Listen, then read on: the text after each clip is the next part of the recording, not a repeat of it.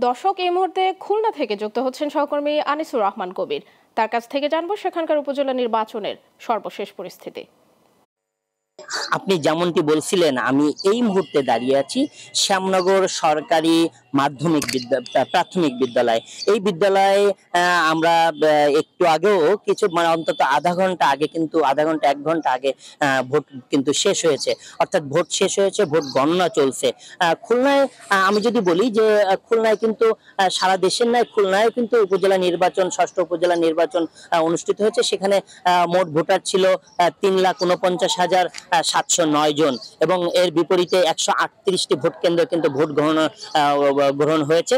এবং এর বিপরীতে প্রার্থী ছিলেন হচ্ছে আপনার চেয়ারম্যান প্রার্থী ছিলেন 10 জন এবং সাধারণ ভাইস চেয়ারম্যান প্রার্থী ছিলেন আপনার 16 জন এবং মহিলা ভাইস চেয়ারম্যান প্রার্থী ছিলেন হচ্ছে 9 জন।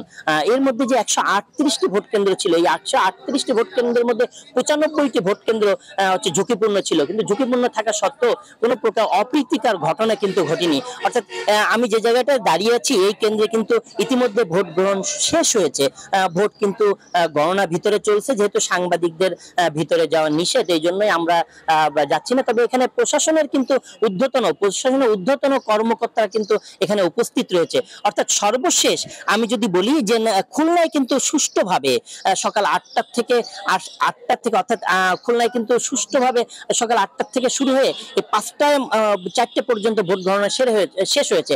অর্থাৎ এখানে কিন্তু মোট 42% ভোট কাস্ট হয়েছে। আমরা রিটার্নিং অফিসারের সাথে কথা বলেছি। খুলনায় অপ্রীতিকর কোনো ঘটনা না ঘটলেও পার্শ্ববর্তী উপজেলা ফকিরহাটে কিন্তু সেখানে বিচ্ছিন্ন কিছু ঘটনা ঘটেছে।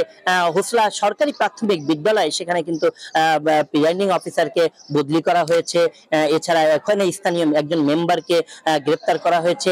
এছাড়া সাংবাদিকদের হামলা করার কারণে ওখানে কিন্তু সাংবাদিকদের উপর হামলাও হয়েছে। এই ছিল আমার কাছে খুলনা থেকে সর্বশেষ তথ্য।